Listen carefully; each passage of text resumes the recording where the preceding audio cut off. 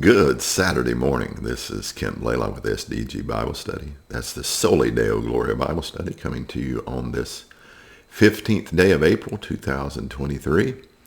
And we are going to be continuing in our reading of God's Word in a chronological fashion, reading from the One Year Chronological Bible. We're going to continue where we left off yesterday. We'll be in the book of 1 Samuel chapter 20 this morning, and then reading 20 and 21, and then reading Psalm 34. So join me as we read God's Word together this morning. 1 Samuel chapter 20.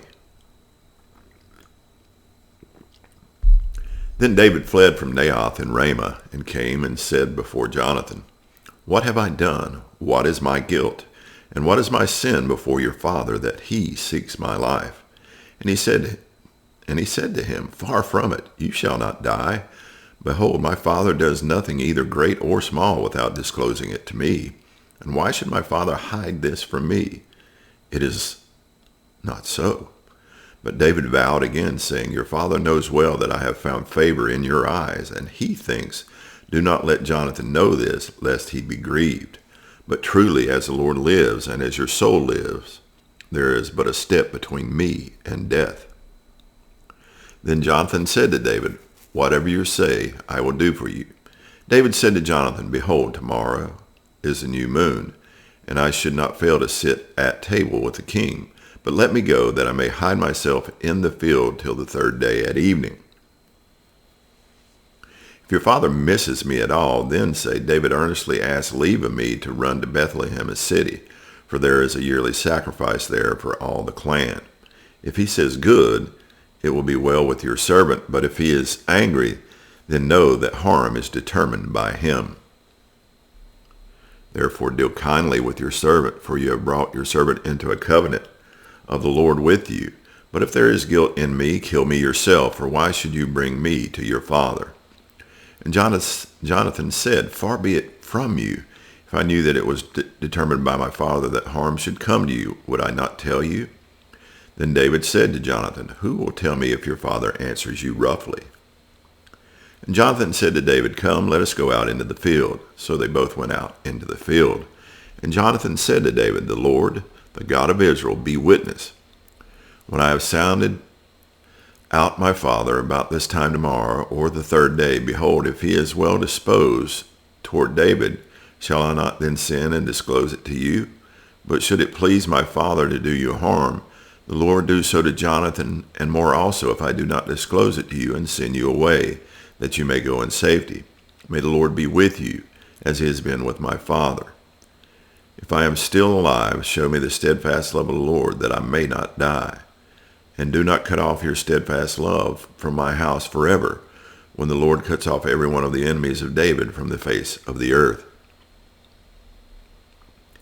And Jonathan made a covenant with the house of David, saying, "May the Lord take vengeance on David's enemies." And Jonathan made David swear again by his love for him, for he loved him as he loved his own soul. Then Jonathan said to him, "Tomorrow is a new moon, and you will be missed, because your seat will be empty. On the third day, go down quickly to the place where you hid yourself when the matter was in hand, and remain beside the stone heap. And I will shoot 3 arrows to the side of it, as though I shot at a mark. And behold, I will send the boy, saying, Go find the arrows. If I say to the boy, Look, the arrows are on this side of you, take them, then you are to come, for as the Lord lives, it is safe for you, and there is no danger. But if I say to the youth, Look, the arrows are beyond you, then go, for the Lord has sent you away. And as the matter of which you and I have spoken, behold, the Lord is between you and me forever." So David hid himself in the field. And when the new moon came, the king sat down to eat food. The king sat on his seat, as at other times, on the seat by the wall. Jonathan sat opposite, and Abner sat by Saul's side. But David's place was empty. Yet Saul did not say anything that day, for he thought, Something has happened to him. He is not clean. Surely he is not clean. But on the second day, the day after the new moon, David's place was empty. And Saul said to Jonathan his son, Why has not the son of Jesse come to meet to meal, either yesterday or today? Jonathan answered Saul, David earnestly asked leave of me to go to Bethlehem. He said, let me go, for our clan holds a sacrifice in the city, and my brother has commanded me to be there. So now, if I have found favor in your eyes, let me get away and see my brothers. For this reason he has not come to the king's table. Then Saul's anger was kindled against Jonathan, and he said to him, you son of a perverse, rebellious woman, do I not know that you have chosen the son of Jesse to your own shame, and to the shame of your mother's nakedness? For as long as the son of Jesse lives on the earth, neither you nor your kingdom shall be established. Therefore send and bring him to me, for he shall surely die. Then Jonathan answered Saul, his father, why should he be put to death? What has he done? But Saul hurled his spear at him to strike him. So Jonathan knew that his father was determined to put David to death. And Jonathan rose from the table in fierce anger and ate no food the second day of the month, for he was grieved for David because his father had disgraced him. In the morning Jonathan went out into the field to the appointment with David, and with him a little boy. And he said to the boy, run and find the arrows that I shoot. As the boy ran, he shot an arrow beyond him. And when the boy came to the place of the arrow that Jonathan had shot, Jonathan called after the boy and said, is not the arrow beyond you? And Jonathan called after the boy, hurry, be quick, do not stay. So Jonathan's boy gathered up the arrows and came to his master. But the boy knew nothing. Only Jonathan and David knew the matter. And Jonathan gave his weapons to his boy and said to him, go and carry them to the city. And as soon as the boy had gone, David rose from behind the stone heap and fell on his face to the ground and bowed 3 times. And they kissed one another and wept with one another, David weeping the most. Then Jonathan said to David, go in peace, because we have sworn both of us in the name of the Lord, saying, the Lord shall be between me and you, and between my offspring and your offspring forever. And he rose and departed, and Jonathan went into the city. 1 Samuel chapter 21.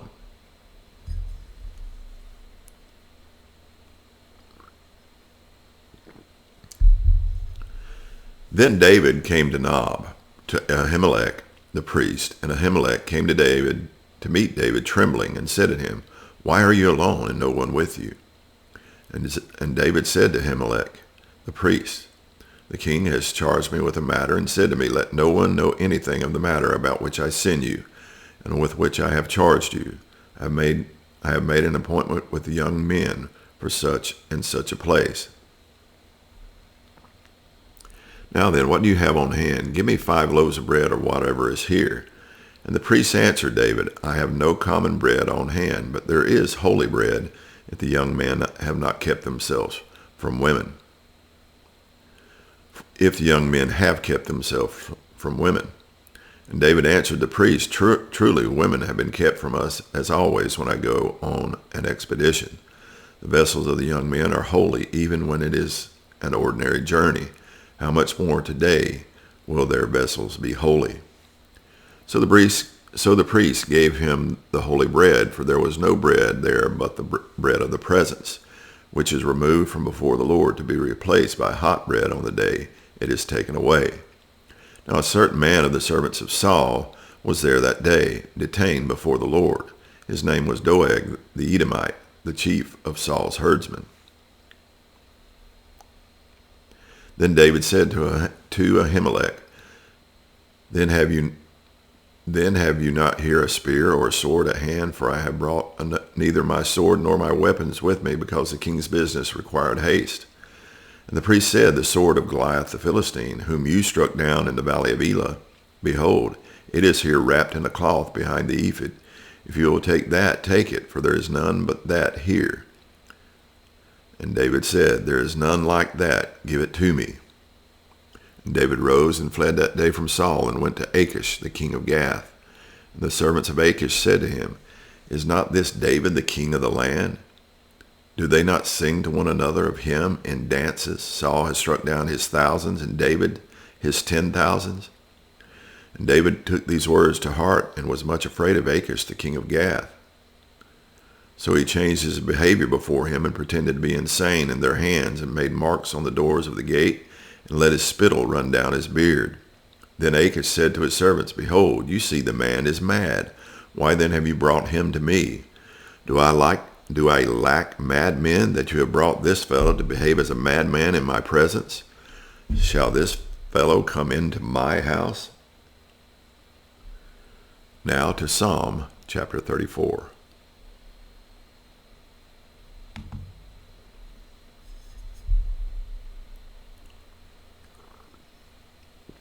It's a psalm of David when he changed his behavior before Abimelech, so that he drove him out and he went away.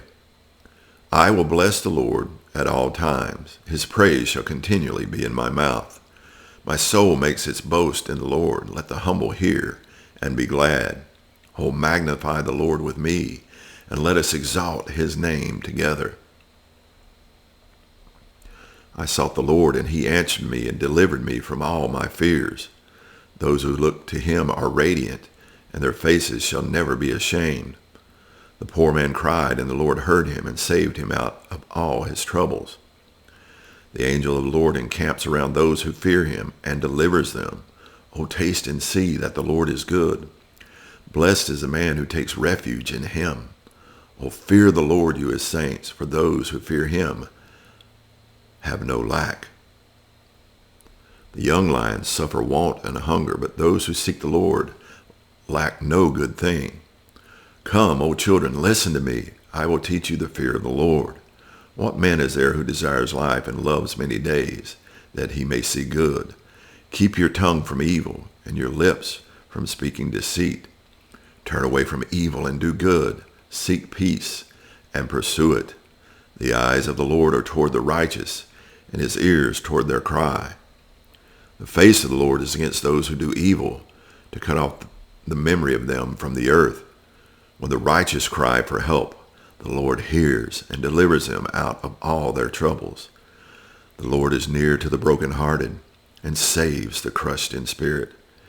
Many are the afflictions of the righteous, but the Lord delivers him out of them all. He keeps all his bones, not one of them is broken. Affliction will slay the wicked, and those who hate the righteous will be condemned. The Lord redeems the life of his servants. None of those who take refuge in him will be condemned. And that will conclude our reading from God's Word this morning as we close that reading out in the Psalms 34, a Psalm of David.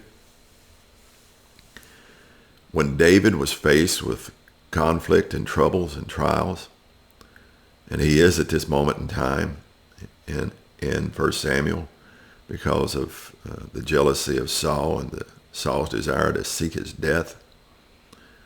So what does David do?